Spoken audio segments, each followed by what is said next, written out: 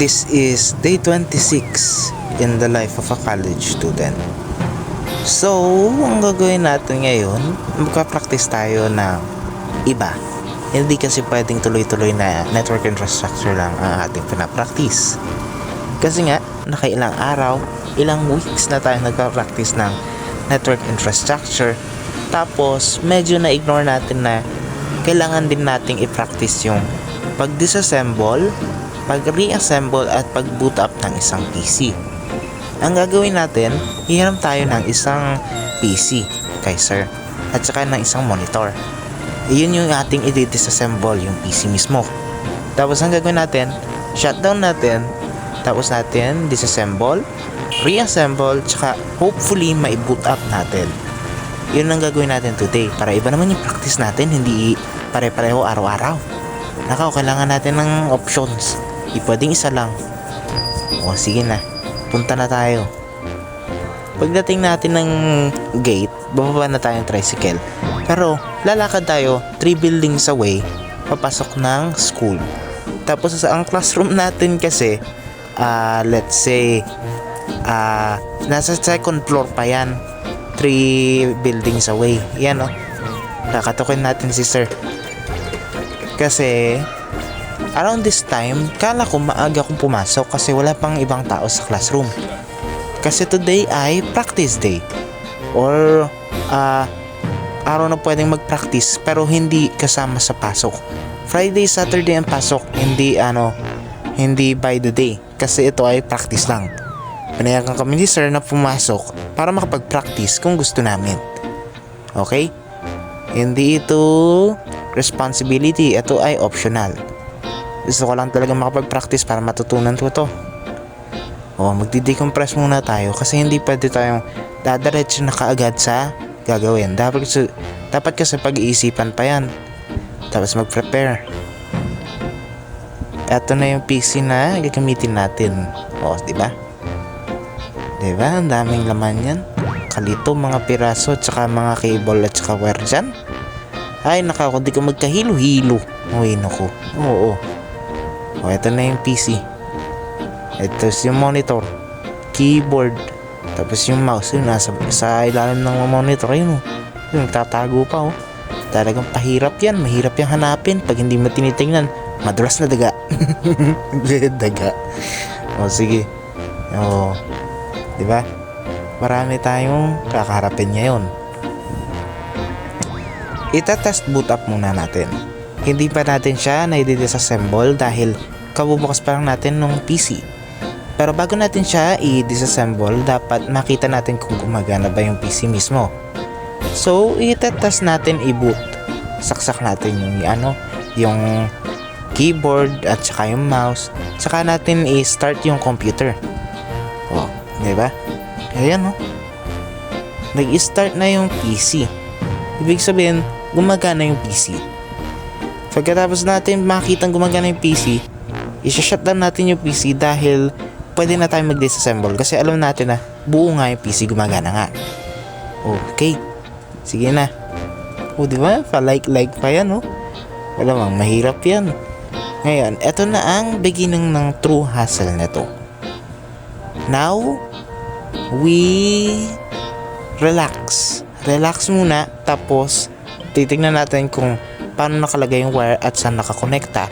Para pagka reassemble natin, alam natin kung saan natin ikakabit yung mga pieces ng computer na to. Okay. Eto na nga pala. Ang ginawa natin, na-disassembly na natin. Binaklas ba? Pero kaya maayos. Inalis ko na lahat ng pieces. Wala nang laman yan. Wala nang laman, Nalis ko lahat ng laman para siguradong maayos ang pagkakaalis. Tapos kaya kong i-reinstall. Ito yung cover para sa power supply at saka yung mga tornilyo. Yan ito naman yung motherboard, diba? Nariyan pa yung heatsink. Tapos nariyan na din yung mga tornilyo para kumapit yung motherboard. Ito ay ang hard drive. Diba? Bakit nandyan yung RAM? Ay lutang ako. Hindi yan dyan. Pero lipat natin yan sa motherboard. Yan na. Okay, kompleto na yung parts natin. Kompleto na yung ating disassembly. So, let's proceed with reassembly. Kakabit natin yung motherboard, di ba? Isa-isahin natin yan, parang Lego, di ba? Stack after stack natin, tatapusin natin yan. Motherboard. Pagkatapos naman yan, ikakabit natin yung hard drive. Eto, ang gagawin mo lang dyan ay ikakabit mo siya, syempre. Madulas yan at mahirap ikabit kung hindi mo na experience prior, di ba? O, di ba? Isang buo yan, hindi lang yun naman, di ba? Tapos, ang kasunod naman yan ay yung power supply. Ito na ang mas komplikado, pinakakomplikado sa lahat. Ang daming tornilyo kaya dapat papanoorin natin kung saan napupunta yung tornilyong yan. Tapos, kakabit na natin yan. Hindi pwede nakarang yung wire na yan para mailagay natin dyan yung power supply. Dyan natin ilalagay yan. O yan na, naipasok na natin. Ito ang nagpapahirap dyan sa power supply. Yung backplate. Ang daming tornilyo niyan, grabe, bilangan mo 8 yata o 9 yung tornilyo para sa backplate na yan. Nakakayamot. Grabe, sasakit talaga, magkakarayuma ka. joke lang. Oh, after nyan, dahil nailagay na natin yung power supply, isasaksak na natin lahat ng mga plug para magka-power na yung PC, di ba? Yan saksak na natin yung mga cable kung saan sila dapat nakasaksak. Iyan, dapat maayos talaga. Oh. Yan na, dahil nga natapos na natin yung reassembly, itatas na natin, ibubutab na siya natin, di ba? Diyan ka talaga kakabahan dahil pag sinaksak mo yan at may pumutok, talaga magbabayad ka. Salamat naman, hindi pumutok sa akin at gumagana. Di ba? Simpleng review, simpleng aral. Alam mo kung paano magagawa at paano mo gagawin, di ba? O, di ba? Nakasaksak na siya, di ba? Talagang papakiramdaman man na natin yung hangin dahil sa exhaust fan na yan. Maliit na exhaust fan, pero malakas ang hangin niya, grabe. O, ito nga pala. Napaandar na natin siya. Ibig sabihin, maayos yung ating disassembly, reassembly, at maayos din yung boot. Kaso nga lang, yung hard drive na kinabit natin, walang OS. So, ibig sabihin, iyan lang yung madi-display natin. Na-reassemble natin siya ng maayos at nagbo-boot siya. Pero kung lang OS. So, successful naman tayo. Natapos natin yung ating practice today. Grabe, hirap no? Ang daming cables, daming isaksakan na dapat tama ang pagkakalagay. O yun na nga yun. Ito na nga pala ang mukha ng champion na nagwawagi sa ating computer, di ba? Yan sa likod ko dumadating na yung mga students ni sir, isa-isa. Buti na lang natapos natin yung practice natin for today.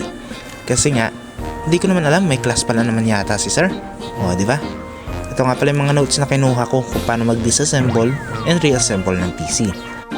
Yan. Grabe, sobrang bilis talaga ng oras dahil kala ko mapapasok ko lang tapos nag-practice ako pero nandun na pala ako 4 hours na pala. Buti natapos ko yung mga pinapractice ko bago dumating yung mga estudyante niya. Okay lang, at least ako mag-practice ako kahit 1 session lang. Sige, follow, like, and subscribe kung gusto mong makita ang day 27. Yun lang naman ang aking nagawa ngayon. Bukas ko na itutuloy yung aking pag-aaral. Sige, good night. Bukas na ulit. Bye-bye!